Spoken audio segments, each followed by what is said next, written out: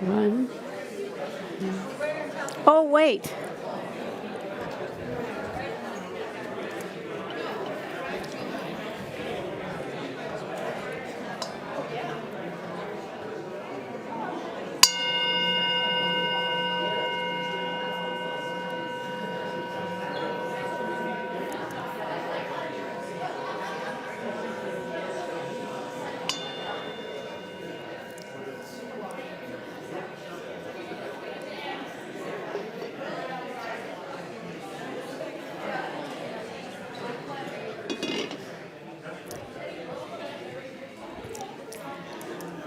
Okay.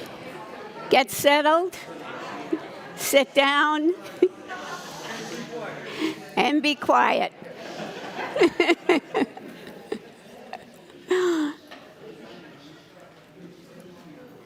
Hi. My name is Patty Bryan, and I'm happy to welcome you here to the Unitarian Universalist Congregation of Greater Naples. We are very happy to have you with us, whether you're here in the sanctuary, sitting out on the pavilion, or watching from someplace else. You're always welcome here. We are a welcoming congregation, freely seeking intellectual and spiritual growth. We strive to create a larger community of peace, justice, and love.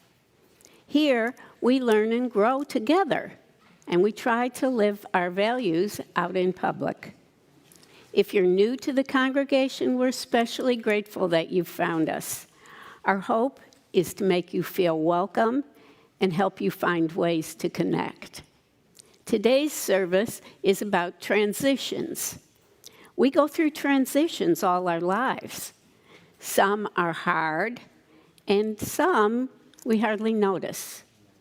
But each one brings us into a new relationship with ourselves and the world. As always, we are grateful for our greeters and ushers and the whole worship team that makes these Sunday services possible. And now, let's take a deep breath and settle ourselves into the time of worship with the morning's prelude.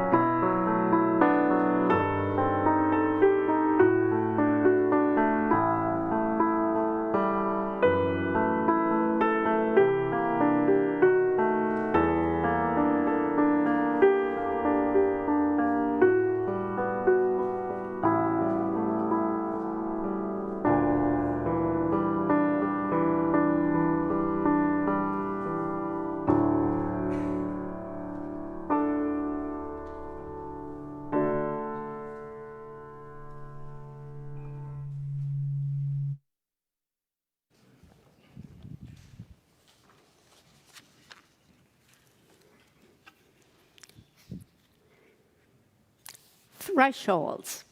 We cross them every day, from room to room, from outside to inside and back again, from here to there, from anywhere to everywhere, from age to age.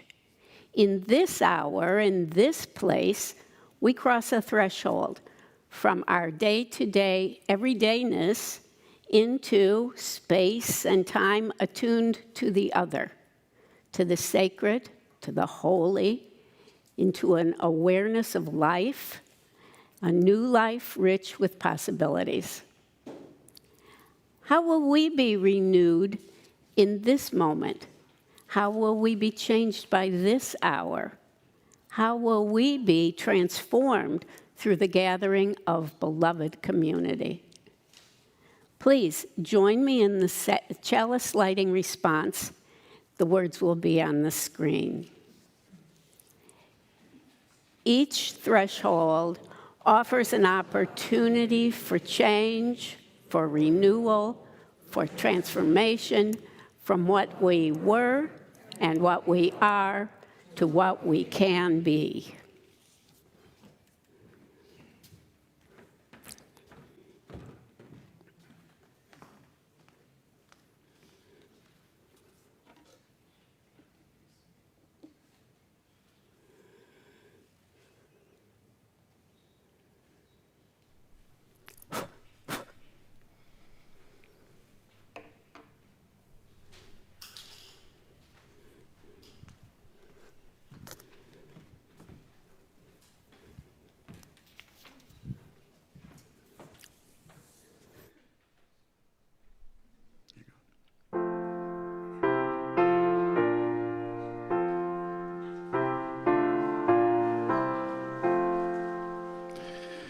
Here we have gathered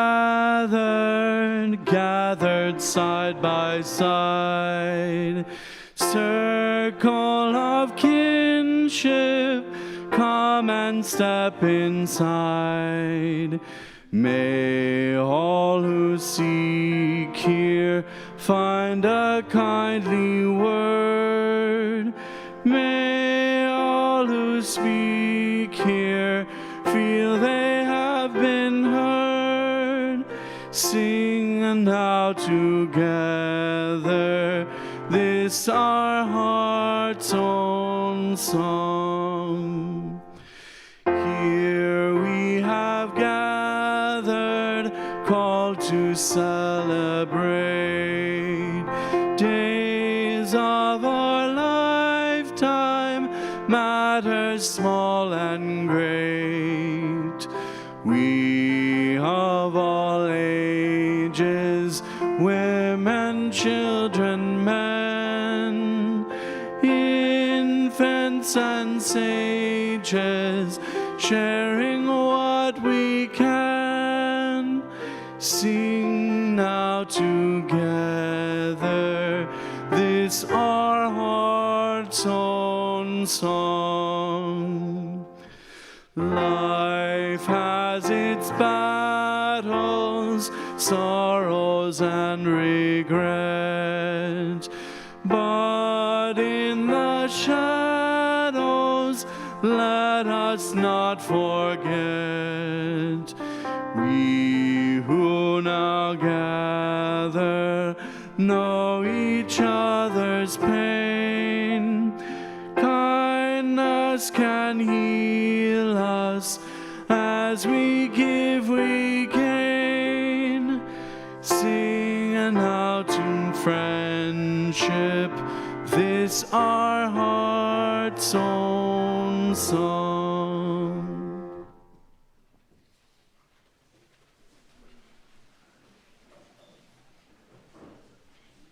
Good morning and greetings from Western Maine.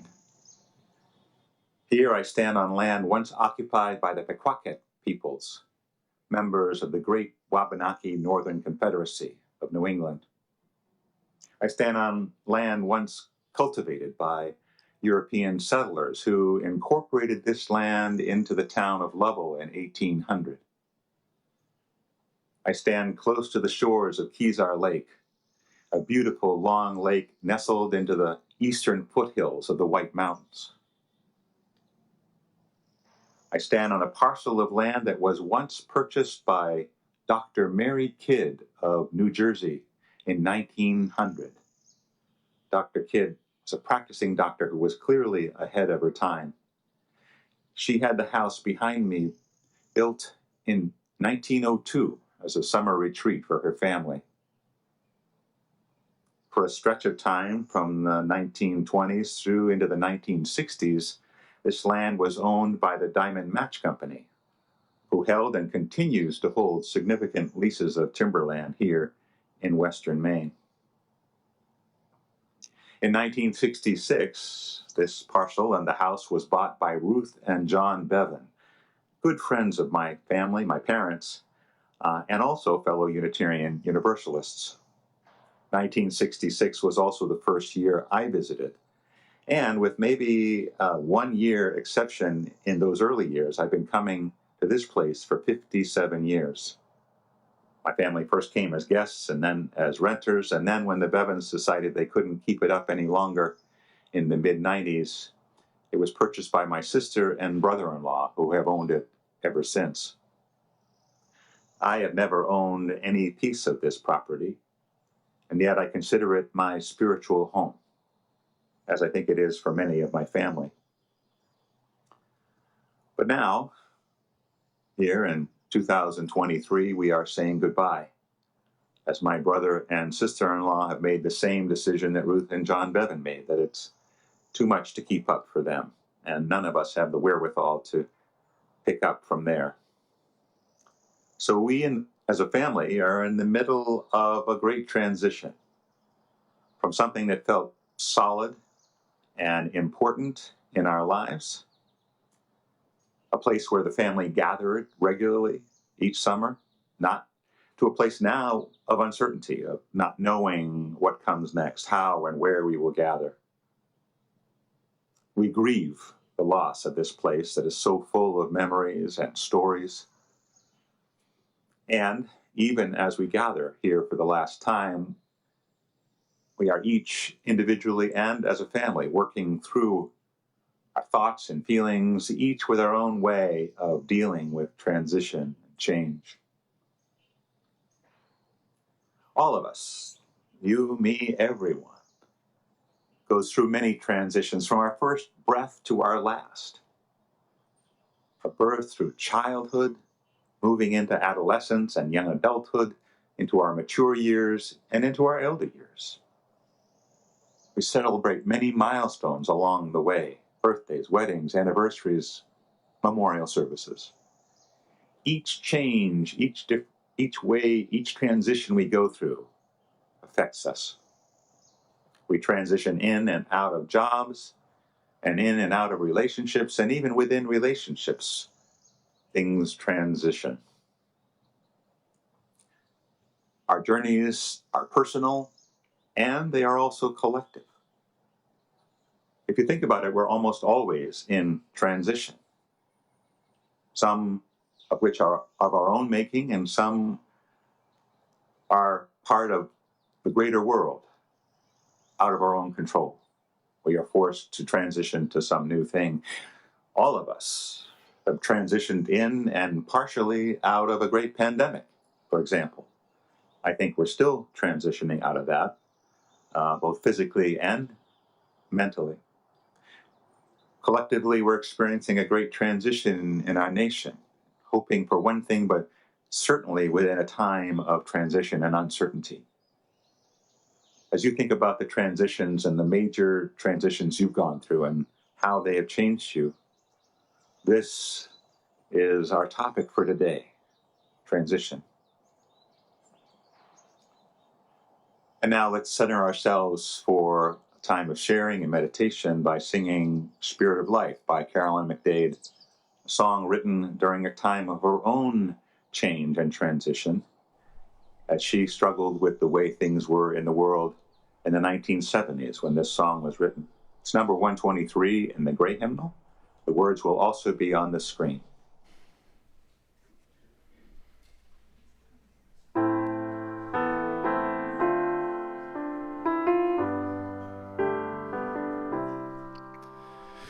Spirit of life, come unto me.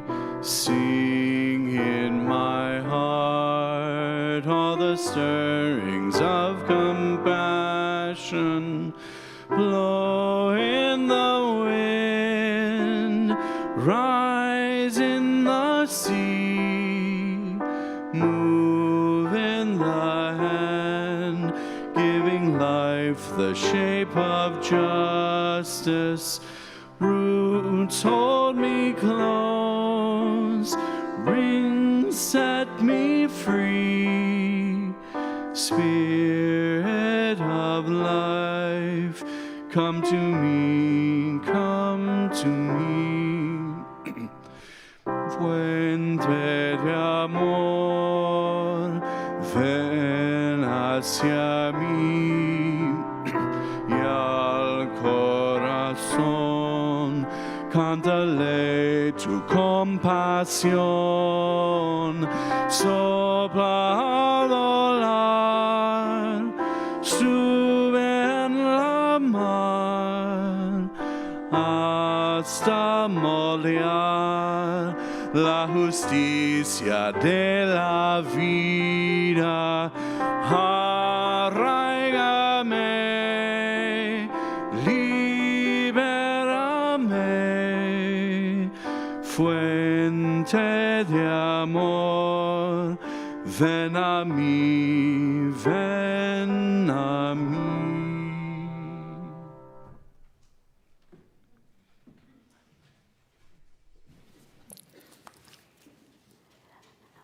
We join together amidst the tumults of our individual lives, brought together by desire for community, to share in a moment of joy or sorrow, laughter or pain.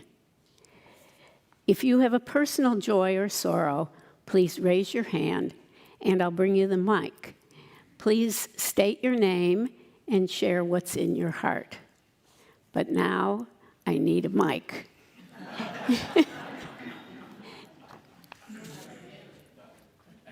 This one? Okay. And strength. I need strength too. Okay. Who has a joy or a sorrow? Yay.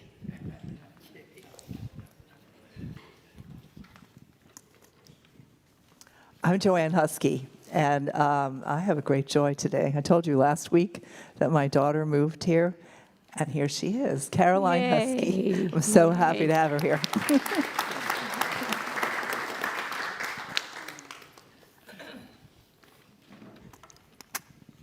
Hi, I'm Pam Comer. I just want to thank everyone for your kind words and your cards and your calls, and my knee is much better. So I no longer yay. have the great big stabilizer on it, so I'll be skipping around here today. Thanks very much. Thank you.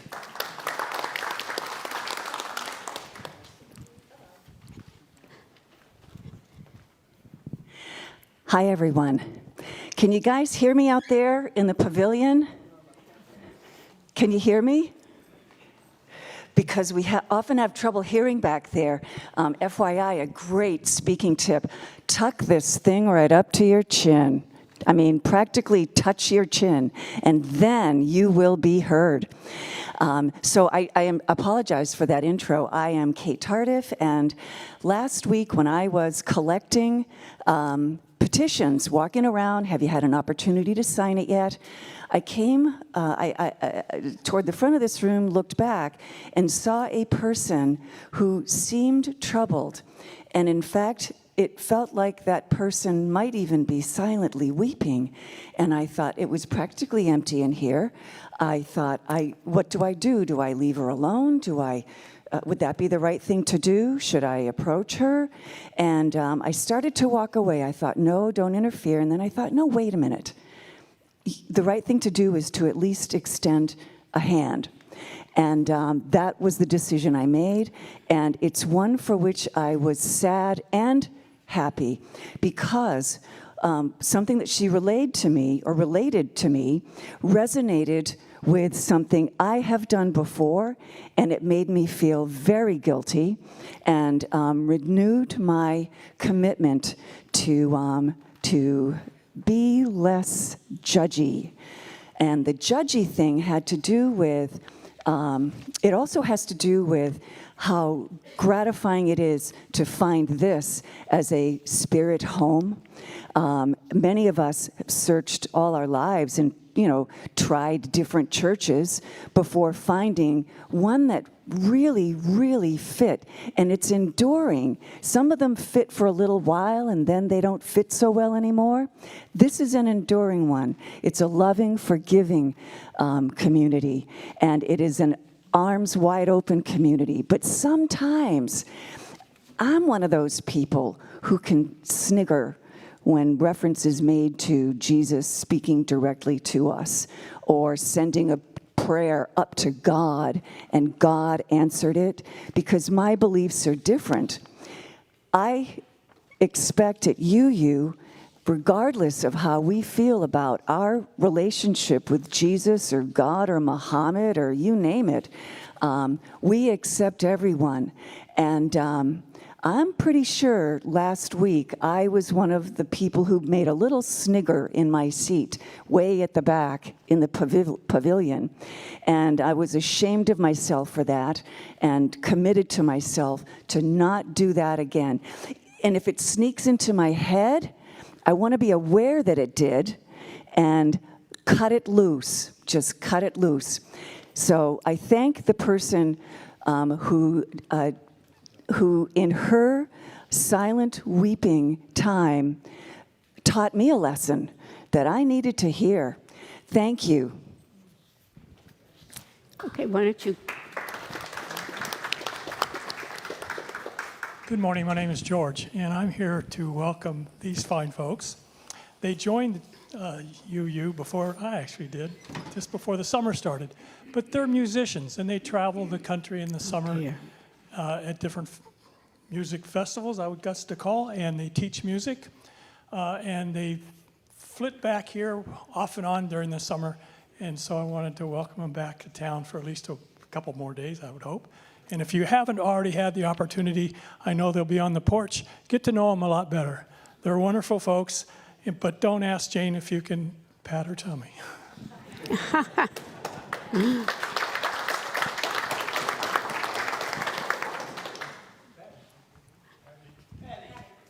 Okay. Hi, I'm Bill McCormick, and sticking to the rules of the House, this is not an announcement. It's a joy. Thanks to generous members of this congregation, we're entering our 6th year of Emerson Academy. So this week you will notice a youthful exuberance filling the place for the next 3 weeks, actually. What we try to do is make this a place where dreams come true. Over the years now, I can say we've had about 10 kids that get a full ride to colleges, not because of their race or background, but because they're smart. I follow them, they're straight A's in school. We've had about 10 with full rides, all but one of whom is a first-generation American. So we're helping right here to launch the American dream for a lot of kids. And I want to thank everybody who's contributed to Emerson Academy Naples. And we also have some great volunteers there who help us out. So we start on Tuesday. Thanks, Bill.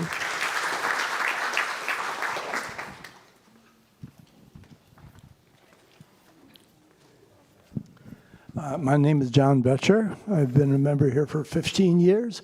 And one of the joys of being in this congregation is reading the paper and seeing letters from our congregational members in the daily news. Today, for instance, the lead article titled, letters to the editor titled, "This Must Never Happen Here," written by Joanne Husky, who is here. Goodness. And she Bravo. makes a wonderful case of seeing our present situation, not unlike that what has happened in World War II, where through various bans and prejudices, evil came to dominate the world. Thank you so much, Joanne, for reminding us and being always an outstanding member of this church.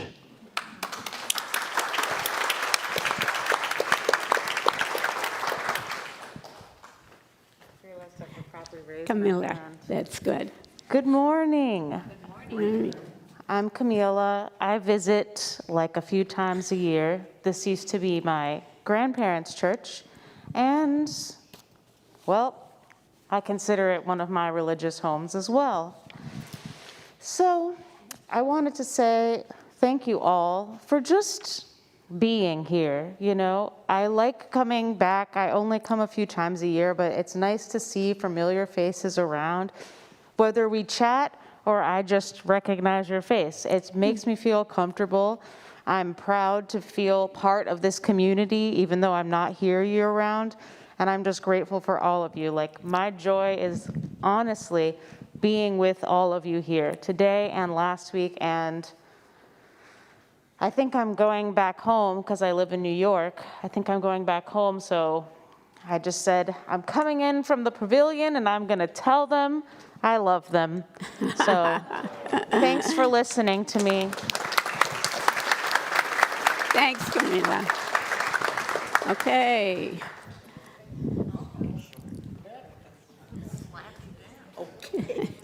Good morning. Like you, Joanne Husky, I was able to go up and visit my daughter for 6 days up in Michigan just recently. It was such a joy. It was wonderful. There you go.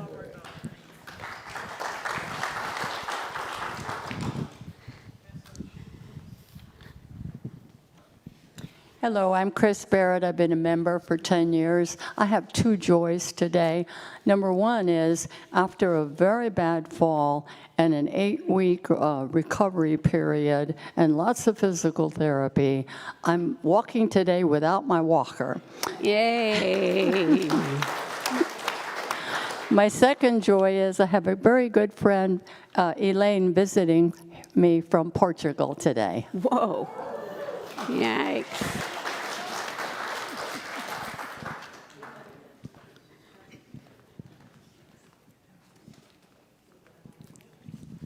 Hello, I'm Joanne Womack, and I don't know if this is a sorrow exactly. It's more a worry. My 13-year-old granddaughter is having surgery this week, and she's quite concerned about it. And I've been trying to help her by doing visualization so she can take herself someplace else when she needs to and get out of the worry. But I guess I just need your help in just thinking positive thoughts for her, because I know she's going to be all right, but it's going to be a bad time for her for a while. Thank you. Anybody else? Okay.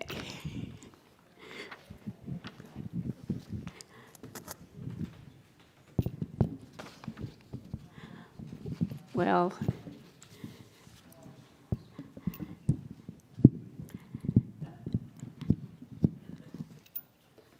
fingers crossed on that one. We're grateful for what has been shared. We also honor those joys and sorrows that have remained unspoken, and we hold you in our hearts.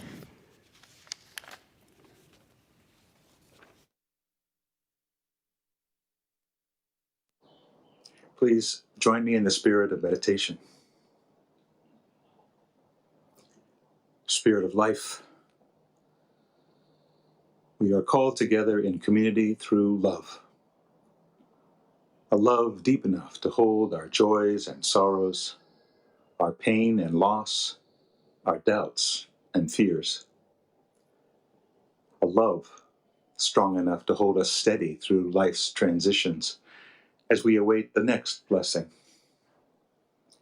May we find in this community the courage to persevere in the storm, to see the holy and the broken, and to stay present to all that life has to offer. When the urge to draw back takes hold. May we conjure up that deep love to bring a more hopeful vision into being, discovering with each moment the humanity, the bravery, the goodness that calls us forth. May we breathe into that vision and make it come alive, offering comfort and compassion, embodying peace and justice, living lives of hope and healing, and always may the spirit of love prevail. Let's join together in a few moments of silence.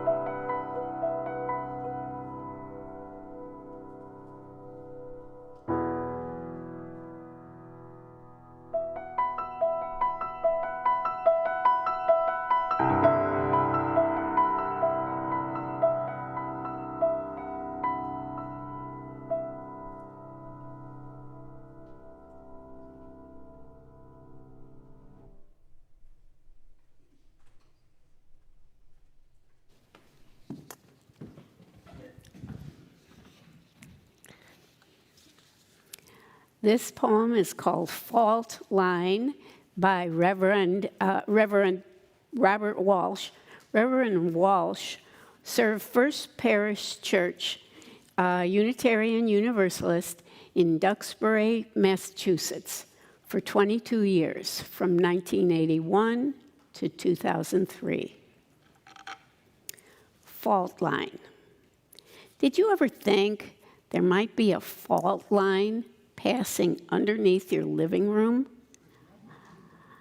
A place in which your life is lived in meeting and in separating, in wondering and in telling, unaware that just beneath you is the unseen seam of great plates that strain through time, and that your life, already spilling over the brim, could be invaded, sent off in a new direction, turned aside by forces that you were warned about but not prepared for. Shelves could be spilled out, the level floor set at an angle in just a second's shaking. They wished it would shrink, but shaking. You would have to take your losses, do whatever must be done next. When the great plates slip and the earth shivers and the flaw is seen to lie in what you trusted most, look not for more solidity to weighty slab of concrete poured, or the strength of cantilevered beam to save that fractured order. Trust more the tensile strands of love that bend and stretch to hold you in the web of life that's often torn, but always healing. There's your strength. The shifting plates, the restive earth, your room, your precious life, they all proceed from love, the ground on which we walk together.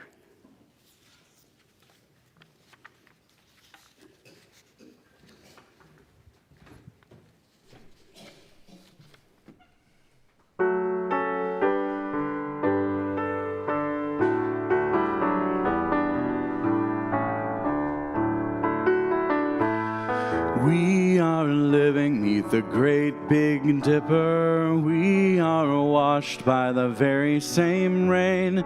We are swimming in the stream together, some in power and some in pain. We can worship this ground we walk on, cherishing the beings that we live beside. Loving spirits will live forever. We're all swimming to the other side.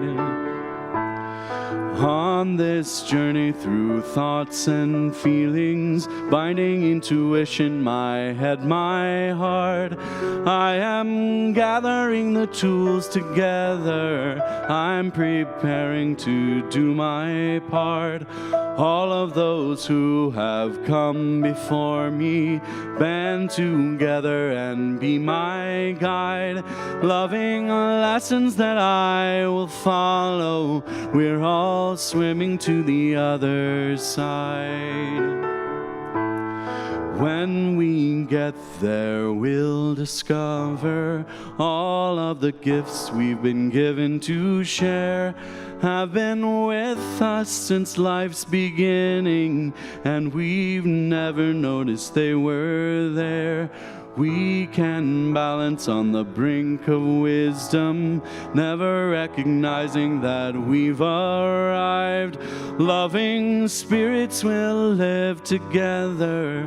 We're all swimming to the other side. We're all swimming to the other side.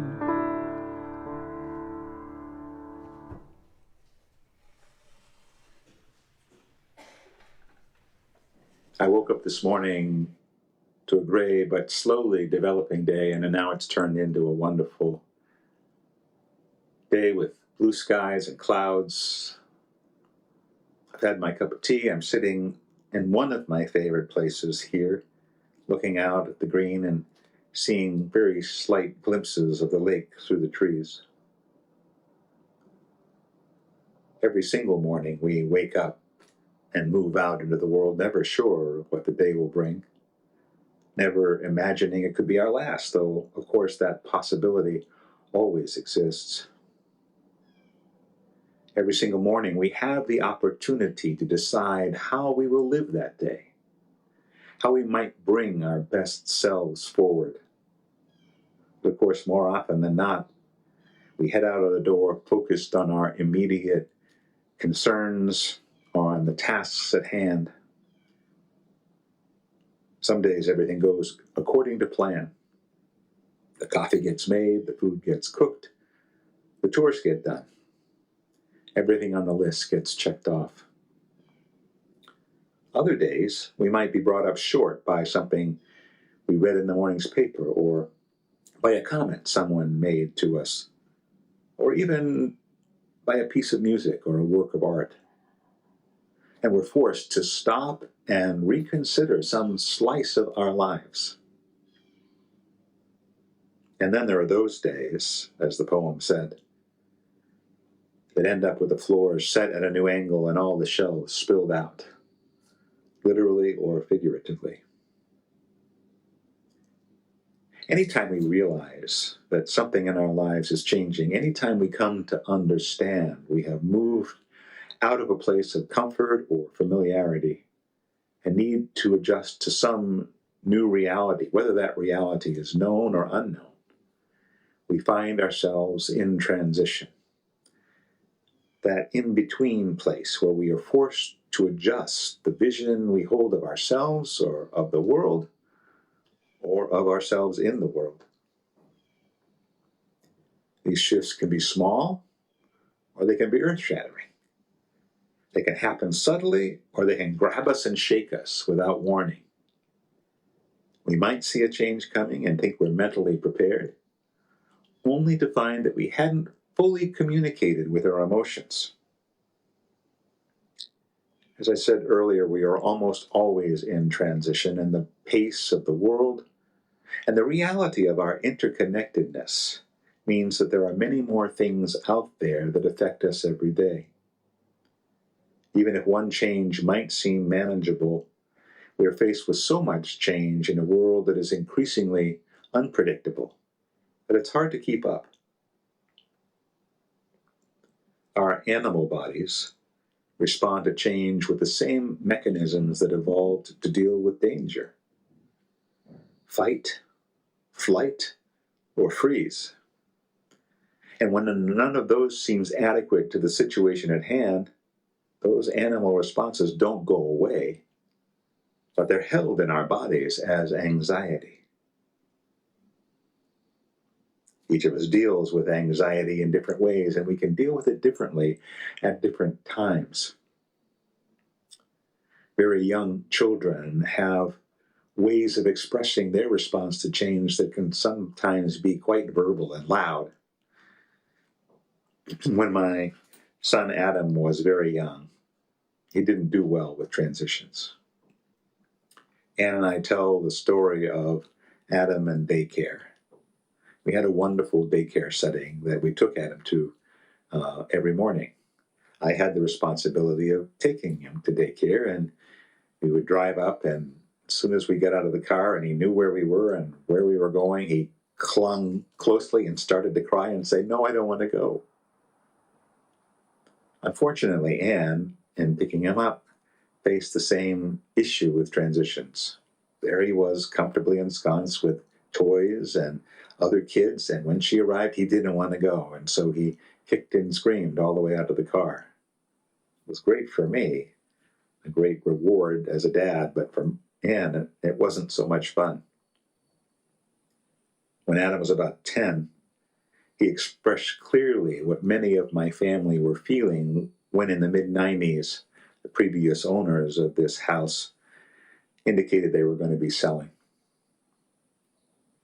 My sister and brother-in-law, as I said, indicated an idea that they might buy it, and Adam clearly, as I said, expressing family views, saying, If Ellen and Dennis don't buy the house, I'm going to die.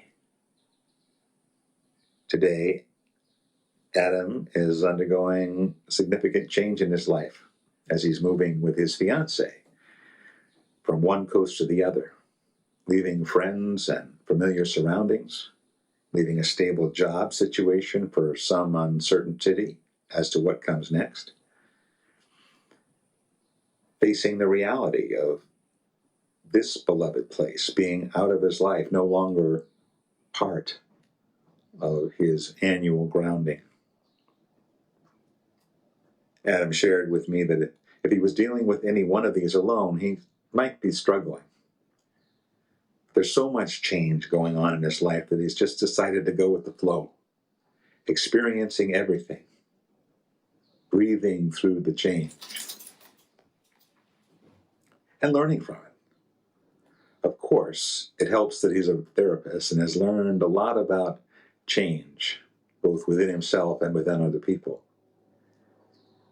He also recognizes the value of talking through feelings and responses with someone who will listen and not respond with platitudes or try to solve the problem. Times of transition are very much like times of grieving. We grieve what we're leaving behind, and our level of pain is directly related to the amount of attachment we felt to what was. Being able to process feelings in some way, through meditation, through journaling, or simply talking it out, is a great start to successful transitions. Looking at what has passed, recognizing it provided us what it provided us, and acknowledging how it shaped us, for better or for worse. In this way, we can begin to separate ourselves from what we are leaving and begin to consider where we are and what we might need in this transition and journey to something new. How much of the past do we want to, or can we actually bottle up in some way and carry it with us internally? How much of the past do we want to let go, jettison? Giving yourself permission to feel is an important aspect of transition. Letting yourself have a good cry is really healthy. What isn't healthy is trying to cling tightly to the past and getting stuck in a jumble of emotions. There's a great quote that's been attributed to Winston Churchill, who had a career full of challenge and change. When you're going through hell, he said, keep going.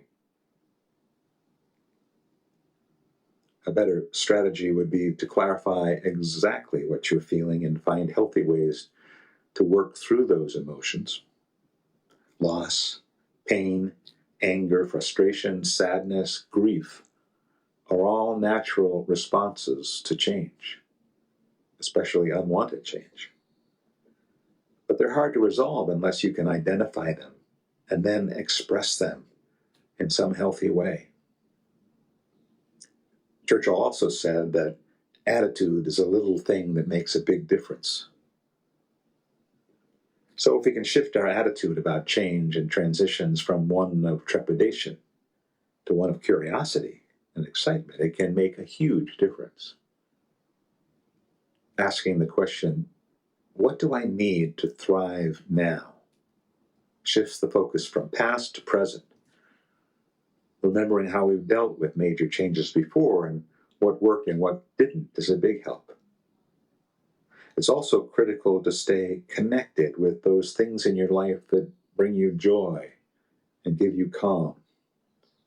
Staying in touch and connecting with those people who are supportive and nurturing. Creating a space from which you can take the longer view. Then the question becomes, what will I need to thrive in the future? To carry the best of the past and the best of myself into this new world ahead. And all of this takes a great degree of mindfulness and intention. The ability to stop and think and feel and listen, especially as we are faced seemingly forever with moving from one reality to another. There's a great poem titled The Winds of Change by the Reverend Stephen Schick that speaks to this whole process. The Winds of Change by Stephen Schick. They gathered at the edge of my world, whispering, and then howling, then roaring, moving into me, pinning my soul to this particular place in this particular position. Danger spoke loudly in my ear. Bend it now. Break now. My heart and mind spoke back. No, not ever. The winds whirled, ascending to heaven, crashing down upon me, pushing, shoving, ripping me open, spilling all that I had neatly ordered. Then the winds were gone. In the distance, I heard them laughing as they touched my neighbor with a gentle evening breeze. Wait, wait, I cried. Look back here. Look at what you've done. It was too late. They were gone. And I was left to recreate my world.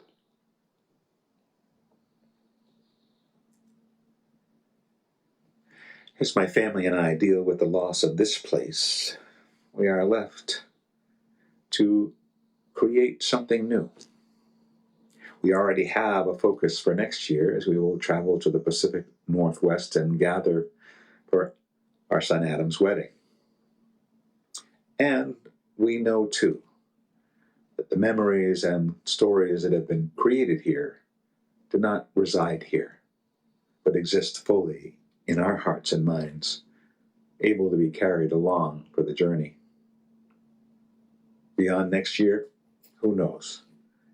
But we're talking about it and sharing our feelings and starting to get excited about the possibilities. As our reading from Robbie Walsh this morning says, when the great plates shift and slip, the earth shivers and the flaw is seen to lie in what you trusted most. Look not to more solidity, to weighty slab of concrete poured, or strength of cantilevered beam to save the fractured order.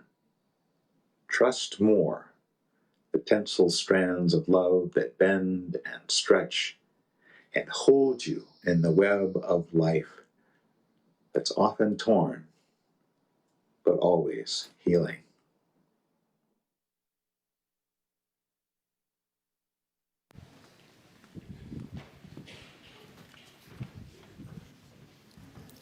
Wow, Tony, bravo. And now it's time for offering.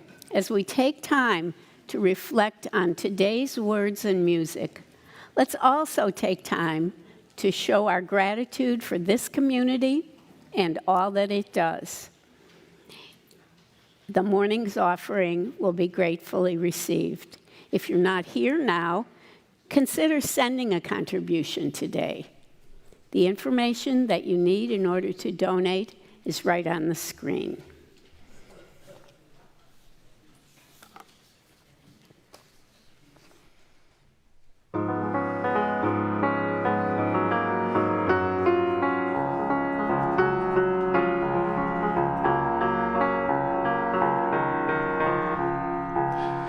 It's the choice of a lifetime.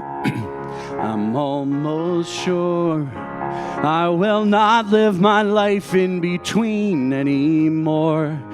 If I can't be certain of all that's in store, this far it feels so right. I will hold it up to the light. Hold it up to the light. Hold it up to the light. The search for my future has brought me here. This is more than I'd hoped for, but sometimes I fear that the choice I was made for would someday appear, and I'll be too late for that flight. So I hold it up to the light, hold it up to the light, hold it up to the light. It's too late to be stopped at the crossroads. Each life here, each a possible way. But wait, and they all will be lost roads. Each road's getting shorter the longer I stay. Now as soon as I'm moving, my choice feels good. This way comes through right where I prayed that it would. If I keep my eyes open and look where I should, somehow all of the signs are in sight. If I hold it up to the light, I said, God, will you bless this decision? I'm scared. Is my life at stake? But I see, if you gave me a vision, would I never have reason to use my faith? I was dead with deciding, afraid to choose. I was mourning the loss of the choices I'd lose. But there's no choice at all if I don't make my move, and trust that the timing is right. Yes, and hold it up to the light, hold it up to the light, hold it up to the light. Yes, and hold it up to the light, hold it up to the light, hold it up to the light.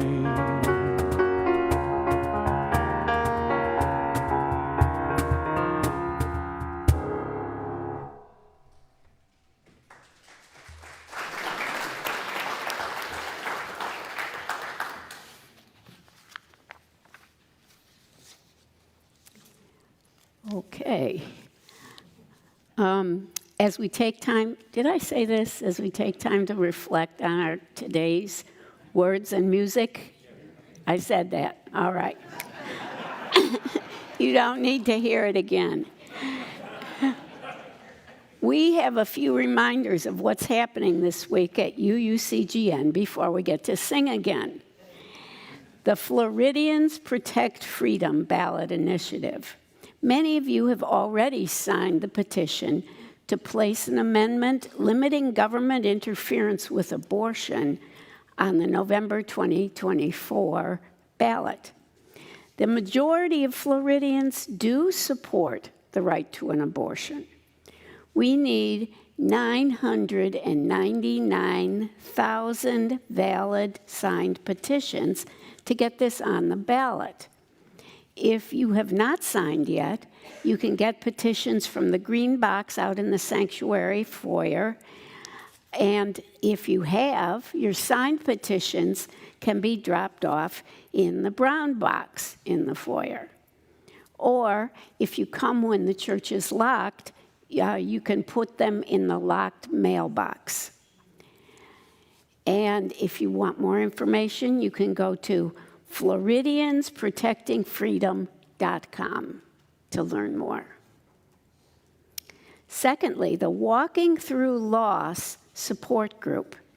This group will meet from 10 to 11:30 a.m. in the UU Small Conference Room on 5 Wednesdays. Okay, now you have to memorize these.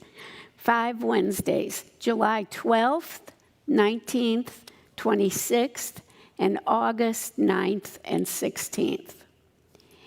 Anyone who's experiencing grief or loss is welcome to attend. As always, there are many other things happening in our congregation this week. Please be sure to check our weekly e-news. If you're not yet on our mailing list, contact the office at office@uucgn.org, and we'll be happy to send the news to you. And now, here comes John Pipkin, representing the Safety and Security Committee. He has some very important information for all of us. Thank you, Patty. Can you hear me? Yeah. I speak pretty loudly anyway, so I've been told. First of all, I do want to talk to you today, and I'll make it brief, about safety and security. For the past 6 months, at the request of the Board of Trustees, I've been investigating various forms of safety and security that have been undertaken by fellow congregations here in Naples. And I've done this not only at the request of the BOT, but many of you in the congregation have asked me, what are we doing about safety? What are we doing about security? What measures are we taking here? We don't see anything being done. Well, the first measure has actually already been done. A lot of you have noticed that as you come into the church in the morning, I'm standing there at the doors, welcoming you, opening the doors. I'm not practicing for my next job as doorman.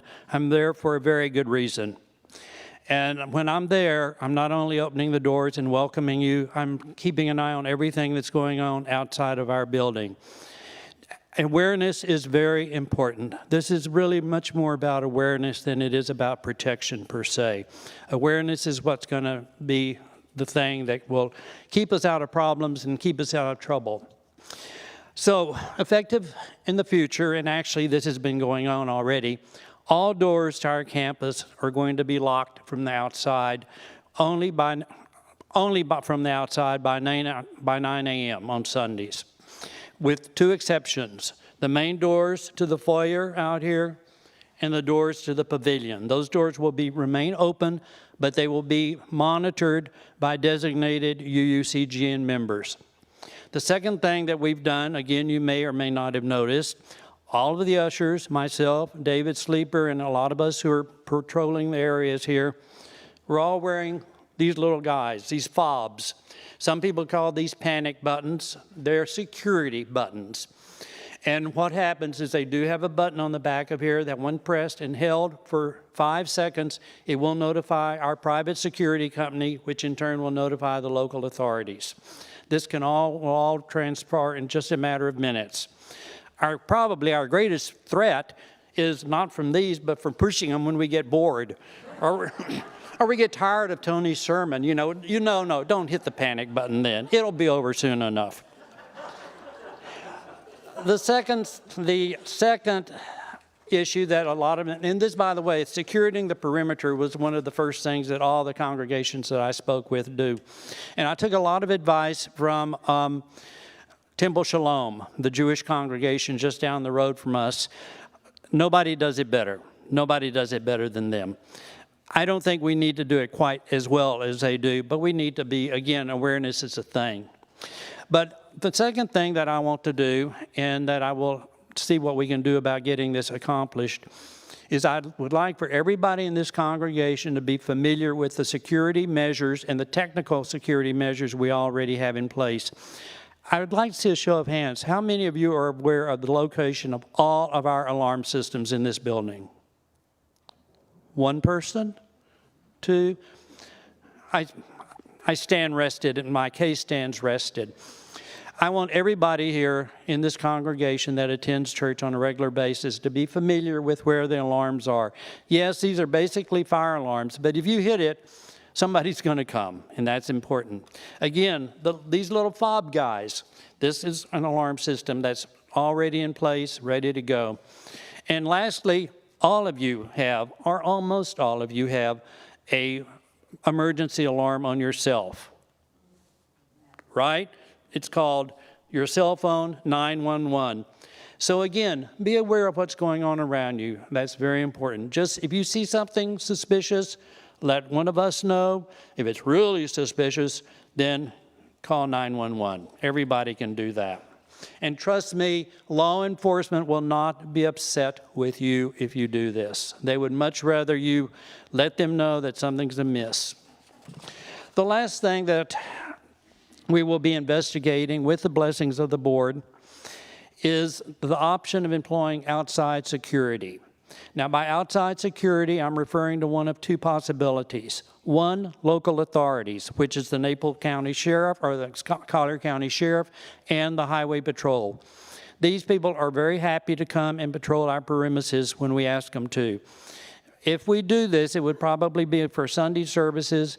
And again, a suggestion from our other congregations, if we have a special presentation that's considered controversial, and no, we would never do that, right? We would never have anything here considered controversial, but just in case. And publicize it? Oh, no, we would never let people know that we were having a controversial speaker here. No, not us. But just in case the news slipped out. It's possible in the future, especially when we get back to season, we might have to investigate security, whether it's be the local law enforcement or private security, which, trust me, we've had here before. You may not have even noticed. But we did have a seminar a few months ago. We thought it was prudent to have security. We did. I don't think anybody noticed. I don't think anybody cared. It's not that they're going to be out there in a, an Uzi with machine guns or anything like that. It would be subtle, but it could be there, and it could be a safety keeping. So that's what we have in mind. And if you have any questions or concerns, which you may, feel free to see me. I want you to go out, get your coffee, relax, enjoy each other. But I'll stay here in the sanctuary for any of you who have special concerns, questions, or if you indeed would like to become part of the security here at UUCGN, just let me or David Sleeper know that. Thank you very much.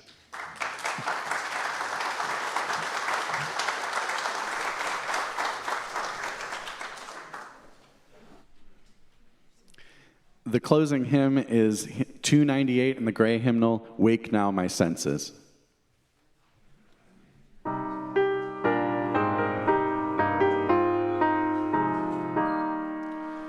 Wake now my senses and hear the earth call.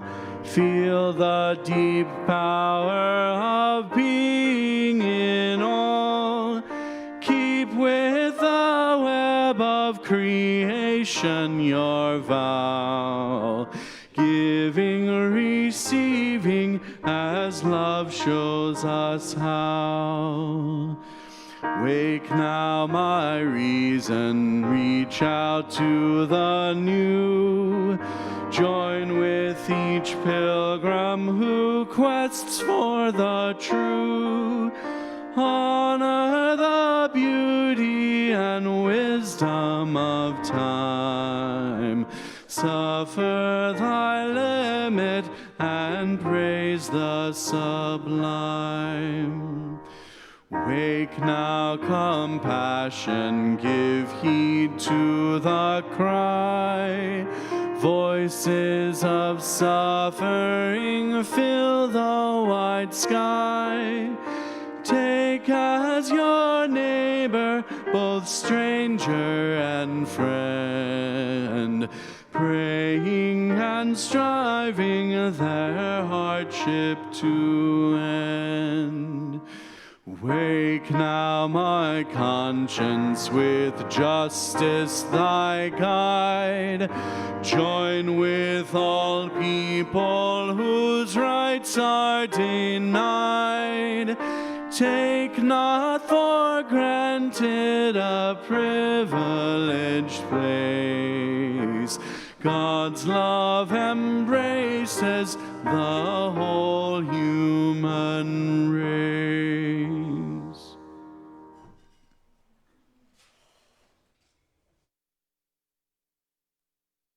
As you go through life's many transitions, may you find ways to hold on to that which is good and let go of those things that hold you back. May you grow with each new challenge and find joy wherever you can. May you remember that each ending is a beginning, and each beginning alive with possibility. May you be mindful of others on the journey, for they too seek a new path. And in that, remember, you are never, ever alone. Go in peace, go in love. I'll be with you next week.